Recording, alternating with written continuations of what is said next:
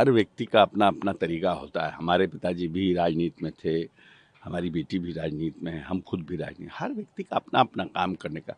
कोई दूसरा इंदिरा गांधी तो अब पैदा हो ही नहीं सकता है। अब ये कहिए कि कोई दूसरा इंदिरा गांधी पैदा हो जाए, कोई दूसरा पटेल जी, आप उनके पदचिन्हों पर चल सकते हैं और देखने में लुक वाइज सिमिलैरिटी हो सकती है, लेकिन थॉट वाइज, काम करने के तरीका, ये सब तो एक Indira Gandhi was a different personality all together. विषम परिस्थितियों में कैसे देश को उन्होंने उबारा, तो वो सब अलग बात है। लेकिन मैं ये कह रहा हूँ कि निर्णय करना तो पार्टी को है ना, कांग्रेस को है कि राहुल जी अच्छे हैं कि प्रियंका जी अच्छे हैं। ये तो सेंट्रल वर्किंग कमेटी जो है कांग्रेस का, वो निर्णय करेगा कि किसके नेतृत्व में आगे बढ़ना चाहिए, करना चाहिए। आप भी लंबे समय तक कांग्रेस में रहे हैं, तो ऐसे में हम ये जानना चाह रहे हैं कि आपको क्या कभी फील हुआ कि नहीं, Priyanka is better than Rahul? नहीं, हम प्रियंका जी के साथ कभी हमको काम करने का नहीं मौका मिला। एक आध बार हमारा इंटरेक्शन जरूर हुआ था प्रियंका जी का। ये है कि प्रियंका जी में क्लैरिटी ज़्यादा है राहुल जी से। राहुल जी पॉलिटिकली कभी कभी लेफ्ट जाते हैं, फिर राइट हो जाते हैं। मतलब sometimes he get confused, what I personally feel, but he is a good person, as a human he is a nice person. कल नितिन नवीन बिहार के ही आप लोग के कलीग हैं, जो आप राष्ट्रीय अध्यक्ष बन चुके हैं एक तरह से बीजेपी के। कल वो भी कह रहे थे कि राहुल गांधी जर्मनी में चले गए, एक यूरोप घूमने चले गए बिहार को लेकर।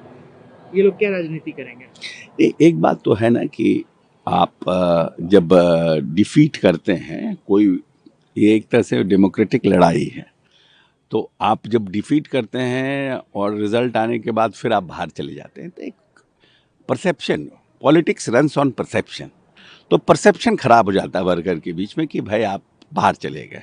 आप रहते, मोटिवेट करते, ब्रीथिंग करते, लगता क्या, फिर आप जाते। मतलब तुरंत रिजल्ट आया, तुरंत चले गए। राहुल गांधी जी भी चले गए और तेजस्वी जी भी चले गए। तो जो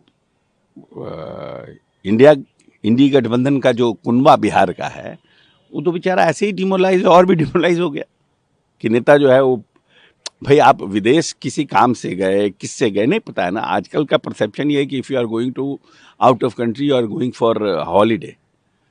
तो अब है कि लोगों को लग रहा है कि जो लोग हार गया, जिस उम्मीद के साथ 20 साल से संघर्ष कर रहा था, टिकट मिला, चुनाव लड़ा, हार गया बेचारा, अब वो घर में बैठा मातम बना रहा है, आप हॉलीडे करने जा रहा है।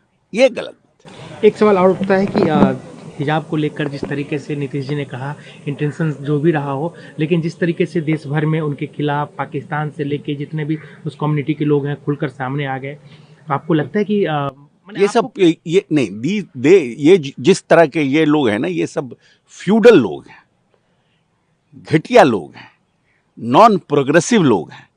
आप हर चीज को धर्म से जोड़ देते हैं। एक व्यक्ति जो प्रदेश की जनता के प्रति पूरी तरह से कमिटेड है, क्या नहीं नीतीश जी ने माइनॉरिटी के लिए किया है? और आप एक लड़की को आप जब सर्टिफिकेट दे रहे हैं, तो आप चेहरा देखने के लिए उसको आपने कर दिया। कोई बाप अपनी बेटी के लिए नहीं कर सकता है क्या? है, पोती की उम्र की है। ऐसे ही फालतू का जाहिल गंवार सब लोग कुछ कुछ बोल रहा है, कोई धमकी भेज रहा है, कुछ कुछ कर रहा है। क्या समझ लिया है सब? ये सब आने वाले जनरेशन को लगातार हिंदू मुस्लिम धर्म कट्टरपंथी इस सब में फंसा के रखना चाहता है। मगल के झारखंड के एक मंत्री हैं इरफान, उन्होंने तो कहा कि हम 3 लाख की नौकरी देंगे, बिहार छोड़ के आप यहाँ आइए। ये वही कह रहे हैं ना, ये सब घटिया लोग हैं ना, ये सब प्लीजमेंट की पॉलिटिक्स करते हैं। उन्होंने ये जो बयान दिया वो एक माइनॉरिटी के अपने सेक्टर को प्लीज किया, बट इससे नहीं समझ रहे हैं कि आने वाले जनरेशन के लिए आप क्या नुकसान कर रहे हैं। पॉलिटिक्स आप आज के लिए नहीं करते हैं ना, पॉलिटिक्स आज से आप 25 साल 30 साल आगे के लिए राजनीति करते हैं। जो लीडर होता है वो 30 साल 40 साल 50 साल के भविष्य को बनाने के लिए करता है। अगर आज सती प्रथा का विरोध किए थे, ईश्वरचंद्र विद्यासागर से लेकर जितने भी सामाजिक राम मनोहर लोहिया से लेकर जितने लोग बड़े बड़े लोग हुए, मदन मोहन मालवीय, जिनको हम लोग सोशल साइंस में पढ़ते आ रहे हैं, महात्मा गांधी, तो उन्होंने आने वाले भविष्य 50-100 साल के आने वाले समय को, जनरेशन को देखकर कोई नीतिगत निर्णय किए।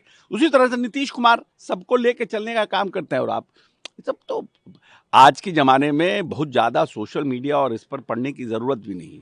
कुछ लोग अपना टीआरपी बढ़ाने के लिए, कुछ लगता है लोगों को कि हम ये निकालेंगे तो माइनॉरिटी के लोग देखेंगे, वो हमको लाइक बनाएंगे। ये भी एक प्रॉब्लम है आज के देश के एक हिंदुस्तान में। लास्ट सवाल सर, बांग्लादेश में जो हालात हो रखे हैं और कहा जाए तो उसका इम्पैक्ट कहीं ना कहीं बंगाल में भी दिख रहा है, तो इसको आप कैसे देख रहे हैं? ये गलत है, बांग्लादेश में जो हो रहा है वो गलत है, और इस तरह से कट्टरपंथी व्यवस्था के साथ देश और समाज और ह्यूमैनिटी नहीं चल सकती है। ये सरासर गलत है। कट्टरपंथी कहीं भी किसी भी जाति के नाम पे, धर्म के नाम पर किसी को काटना, किसी को मारना, आप तत्काल तो एक कर सकते हैं, लेकिन उसका इम्पैक्ट पूरी देश दुनिया में पड़ता है। और जो आपके लोग कहीं मुस्लिम के लोग, मिनॉरिटी के लोग कहीं हिंदू, कितने सहमे हुए होंगे इस घटना को, बांग्लादेश की घटना को देख, उसकी तो आप चिंता नहीं कर रहे हैं। आप तो वहां पर क्योंकि आप बहुसंख्यक हैं तो आपने ऐसा एक्ट कर दिया, लेकिन आप ये समझिए कि हिंदुस्तान से लेकर और जगह जहां माइनॉरिटी, मुसलमानों की संख्या कम है, हिंदू ज्यादा है, वहां वो बेचारे के मानसिक पटल पर कितना भय होगा, ये लोग सोचते नहीं हैं। ये तो प्रेम का चीज है, समाज तो प्रेम का चीज है।